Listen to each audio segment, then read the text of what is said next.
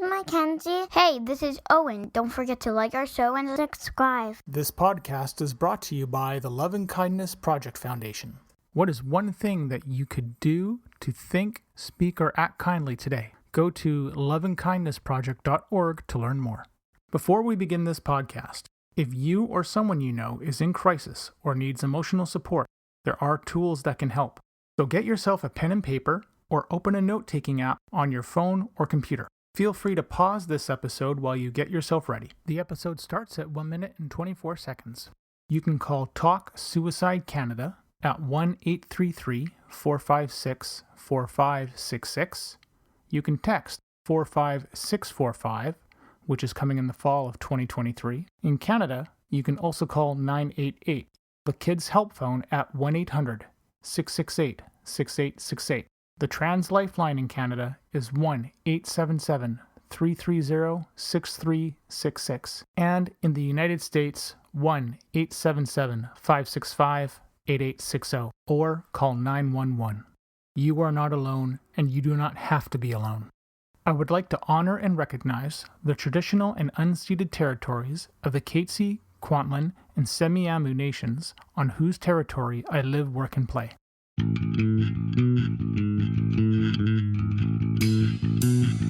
Welcome to We Are the ADHD Family podcast. This podcast is meant to chronicle our journey with ADHD, autism, and other discoveries along the way.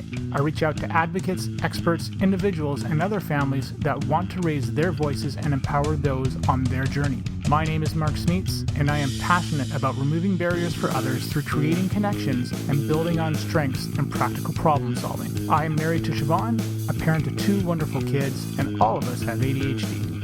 I want you to feel like you have power and hope. And now, into the episode.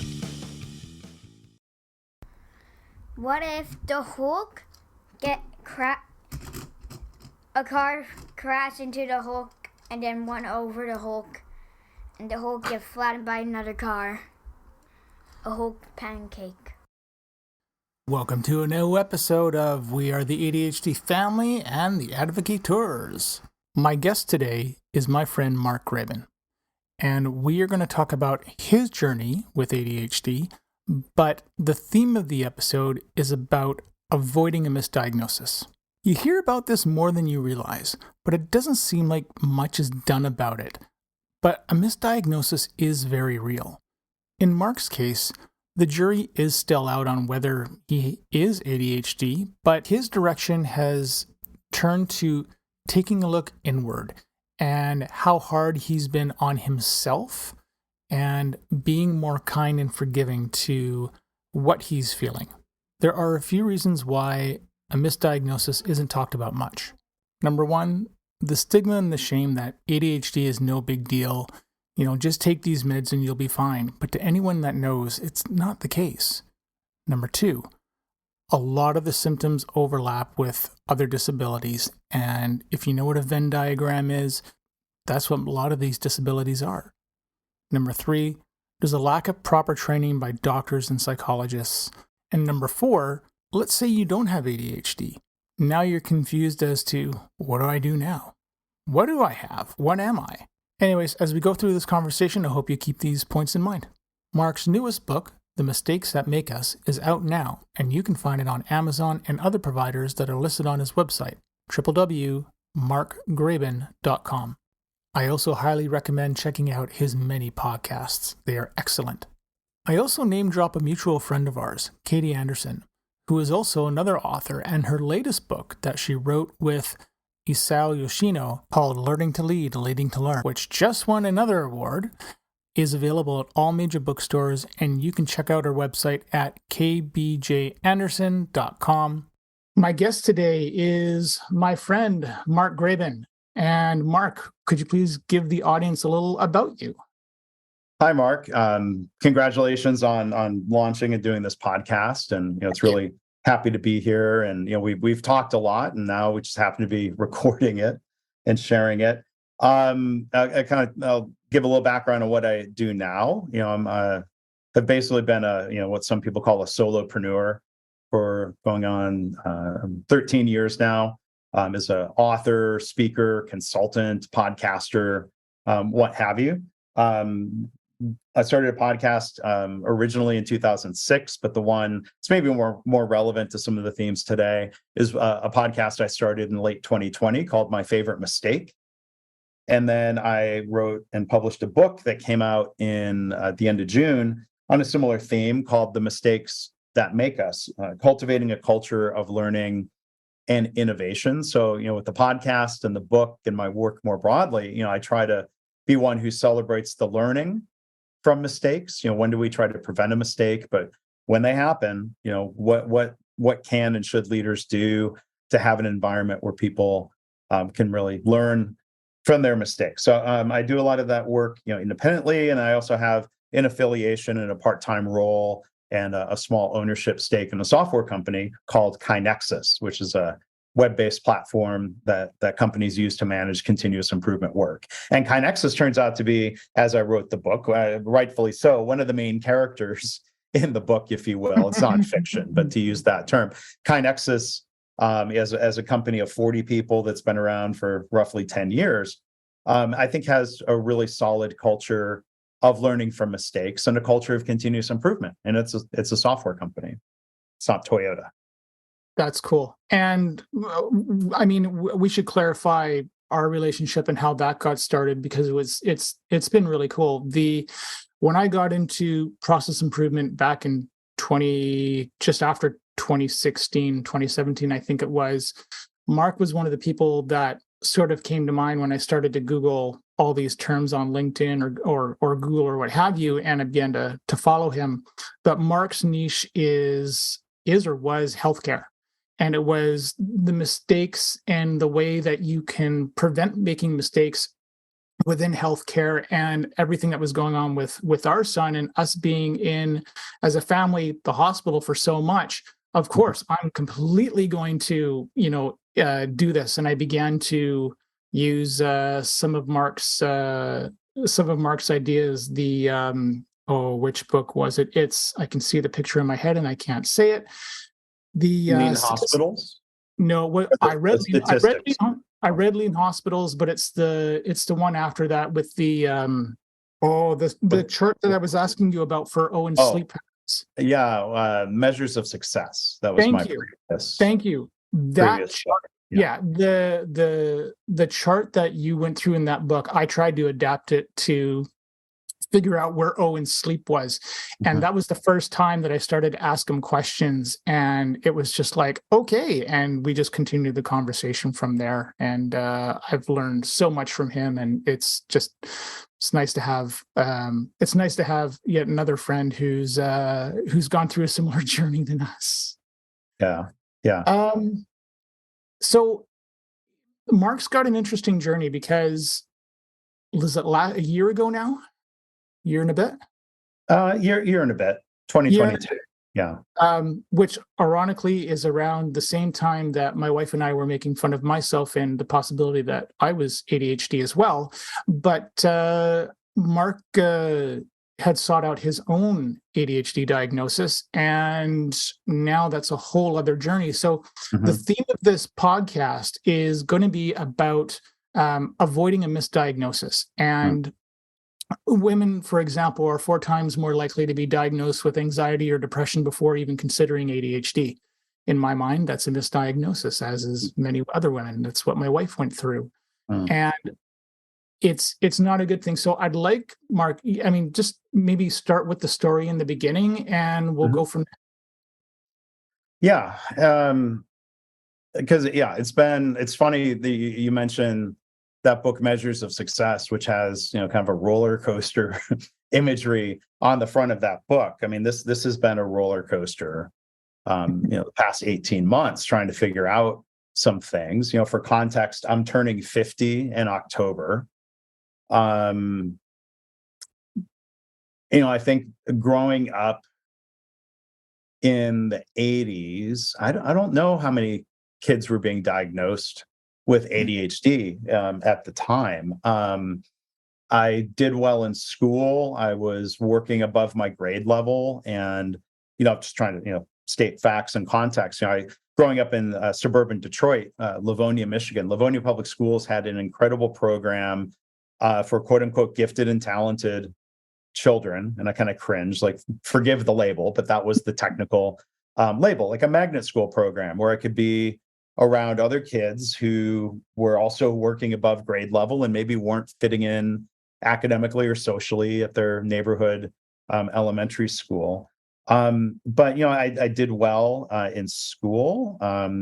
Psychologists nowadays would ask, well, as we try to figure out, is there ADHD? Like, well, did you struggle? Did you get in trouble in school? No. Did you struggle academically? No. I don't know if that's because I was in really stimulating, appropriately stimulating environments. If I had been in my neighborhood elementary school, different circumstances, maybe things would have presented, differently. But I didn't have any of those life challenges that I know people with ADHD often struggle with. But like in my adult working life, I think maybe going back at least 25 years, I think of, attentiveness challenges, right? So we start talking about symptoms of like, okay, attentiveness. And, as I've tried to learn about ADHD, I agree with the language that it's not really attention deficit. It's just misdirected attention. Yep. My attention is somewhere, on something, maybe not what it should be, right? And so, there have been times where, like, I've never lost a job because of it. I remember once on a consulting engagement, I did get pulled aside in chastising for a combination of not paying attention when one of the other consultants was teaching. But to me, that was partly a mechanism to prevent myself from jumping in too much, right? Because I want to be the instructor, not sitting there listening to a colleague instruct. But then, the impulse control of, well, I don't want to just sit here doing nothing. Yeah. So I'm going to be catching up on email. And we're in the prime. Remember in the one instance here, like my wife and I were in the process of moving and relocating. So I was having to help manage some of that. Maybe I didn't need to be doing it right then in that moment. But, I got kind of chewed out. You need to at least. What do you mean you're not supposed to multitask? Come on. Well, it wasn't multitasking. It was doing something different, right? And so there's always been this like attentiveness question. I remember once, I was unhappy in a job and I went through the EAP program and was talking to a counselor. And I don't remember this part of the conversation real vividly, but she did give me a copy of one of these really famous ADHD books, Driven to Driven Distraction. Yep. I don't think it was the follow-up, Driven from Distraction. Yeah. I don't remember ever reading that book, which now start thinking like, well, maybe. And that was, and if I remember correctly, I think that was Ned Hallowell's book. Yes. Yes. Yeah. Off-cited, off-mentioned, especially like in this last 18 months, as I've tried educating myself about this, his name, comes up a lot. Oh yeah. But then here, I'll jump ahead to the trigger. We'll call it 18 months ago. I was doing some work as a subcontractor, a consulting firm, and like I think I was making a mistake of whatever attention issues I have, the executive function issue. Like, we don't know the causes, but here's what's happening. Yeah. That I could just try to effort my way through that. That's a mistake. That I needed to just try harder. I think that's a mistake. And then I think this is, I know this is a really common thing. I would then shame myself and beat myself up for the attention issues, which doesn't help either. If anything, it makes it worse. And I get in my own head instead of just not paying attention. Now I'm obsessing about why am I not paying attention and why can't I pay attention? Yeah. But then there was an article, and maybe we can put a link to this in the show notes. There was an article about really the impulse control dimension of all of this, and the misdirected attention. Okay, we could call that. People do call that. Okay, that's an impulse control issue. If I have an idea and I want or need to work on it, instead of jotting it down to work on later, my impulse said, well, I want to work on that now. Yeah. That's the most interesting thing to me in the moment. I'm going to jump and do that thing. So that it seems that sounds like a very ADHD type behavior. And the world's going to burn down if you don't do it. Yeah, right. But this article, here's the headline: ADHD and an unusual sense of fairness. Yeah.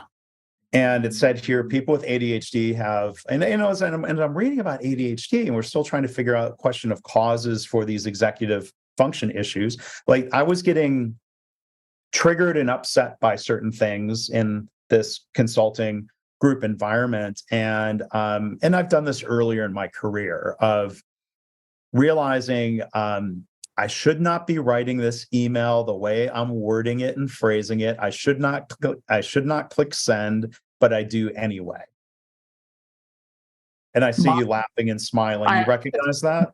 Because I recognize that, because I will write most of my emails in Microsoft Word before I write them in Outlook or whatever mail program I'm in. And because I will do the same thing, because I will edit and re-edit and make smaller and smaller and change the wording around so I'm not rambling too much. But also, if it's something that's contentious, I mean, back in my logistics career, I had to do that plenty, where service failure happened, and you're not going to sit there and call the person a blankety blank blank blank.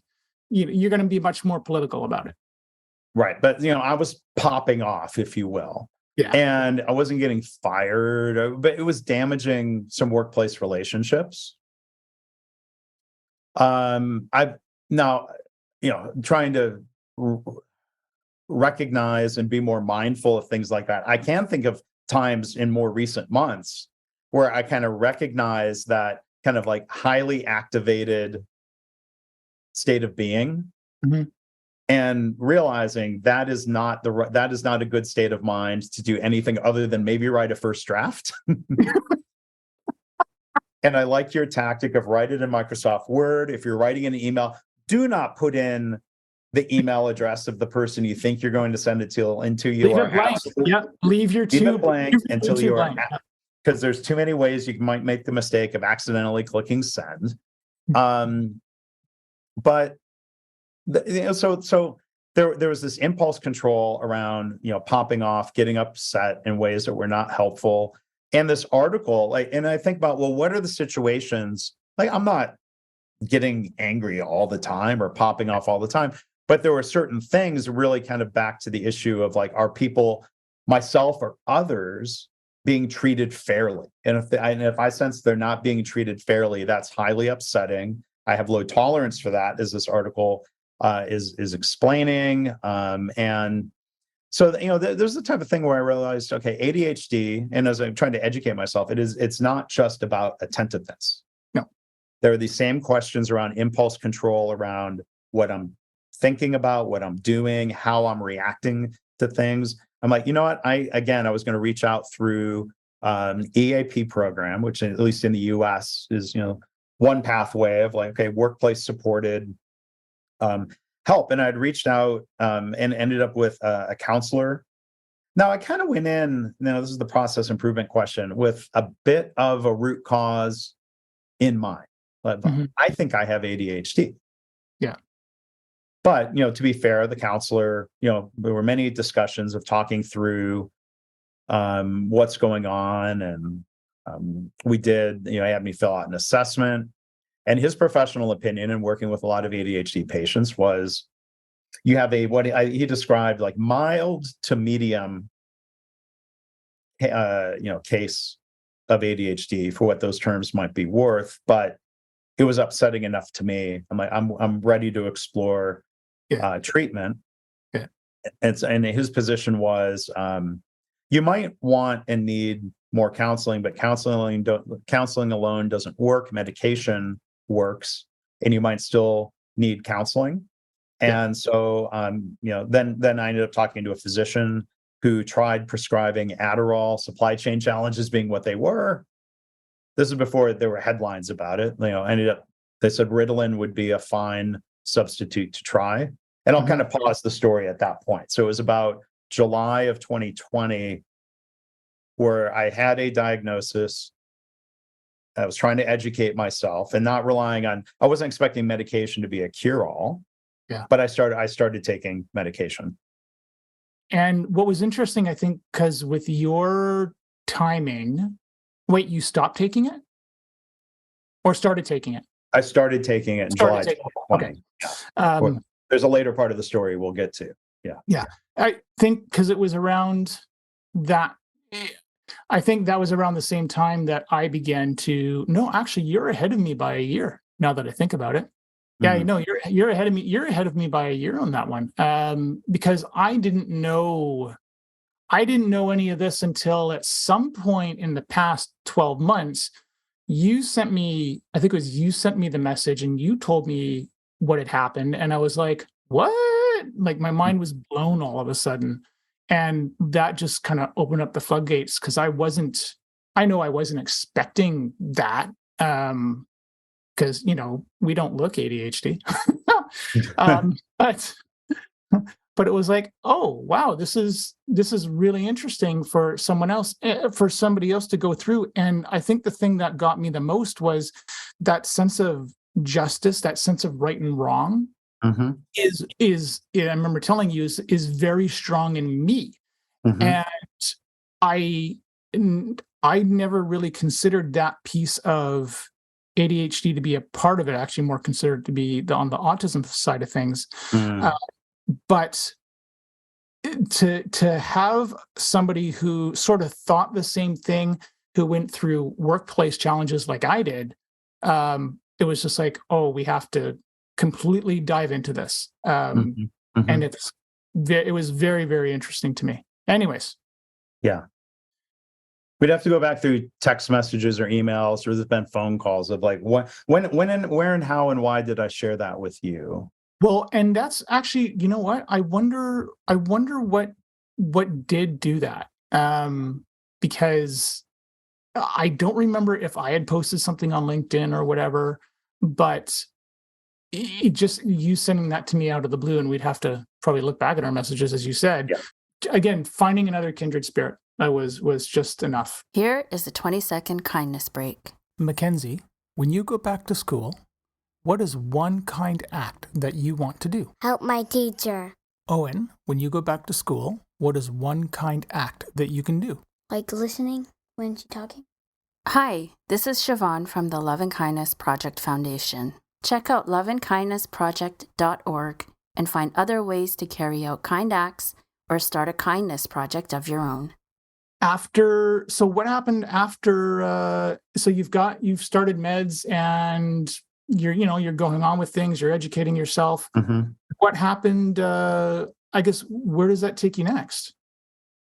Yeah. Well, yeah, I mean, so that next part of the journey, and as I'm educating myself about what ADHD is, and like, even if I don't have ADHD, we'll come back to that question, I think in a bit. I don't feel like it was a waste to go through that education about ADHD to help me be more empathetic and understanding and cooperative with people who do have ADHD. You joked about how we don't look like it. We have it. As we know, and listeners probably know, there's no blood test for ADHD. There's no brain scan that they can do. For ADHD, it seems to be one of these things. Back to problem solving. This kind of a fascinating thing where we can only try to confirm the root cause by trying certain countermeasures. Yep. That if the ADHD medication is helpful, therefore you have ADHD, and these differences in the brain and things where, again, back to empathy and understanding, that people who have ADHD, that's their brain, and there's a difference there. Yeah. And that's not something worth blaming someone, being too hard on someone else for, right? To be understanding about all that. But so I'm trying to explore and say, okay, well, let's try these countermeasures. And you start off with a small dose, and I don't know if that's really making a difference. And then you're trying. We never tried a different medication, but we would try different doses, and kind of get to a point where, like, well, I feel like it works, and then it fades.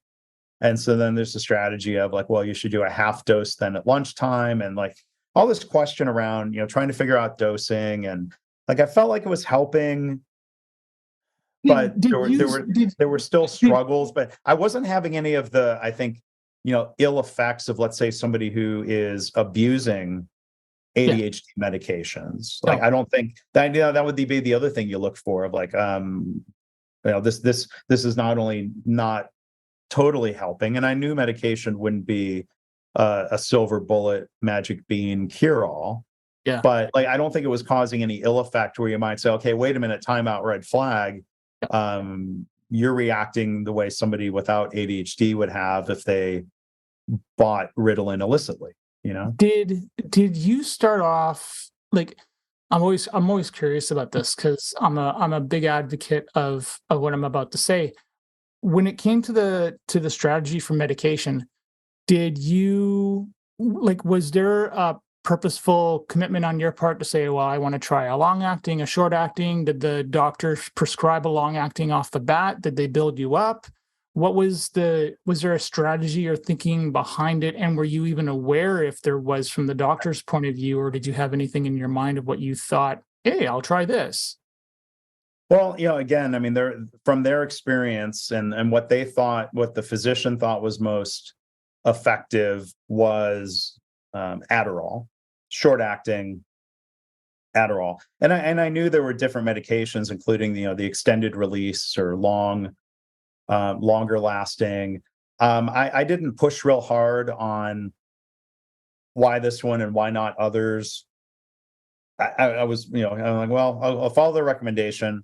Let's try it and figure out between timing and dosage what effect is it having.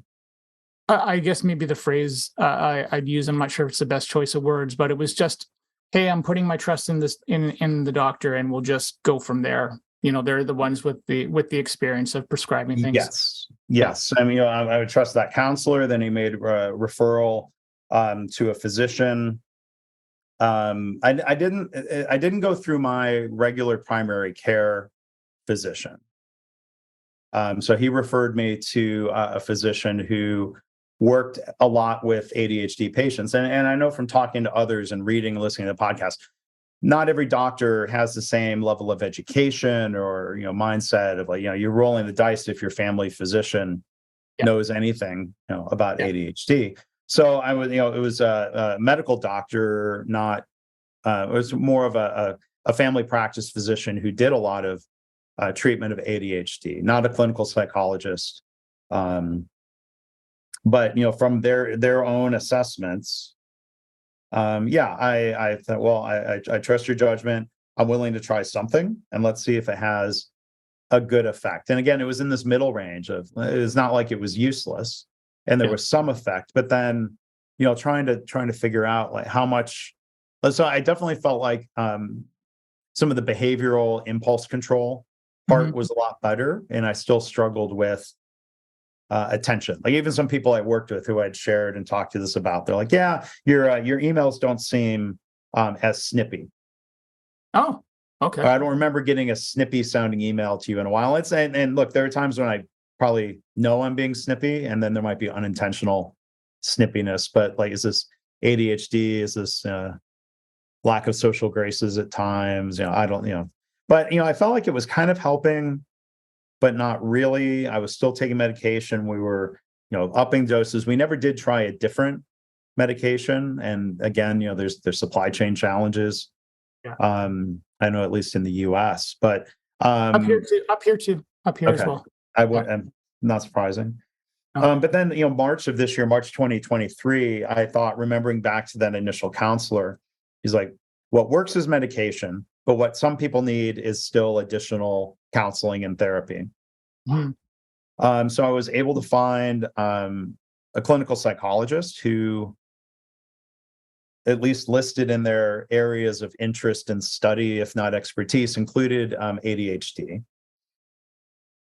And so we had a lot of a couple of sessions talking, Mm. and then she put me through a multiple hour assessment. So a much longer survey compared to what had been used with me in 2022.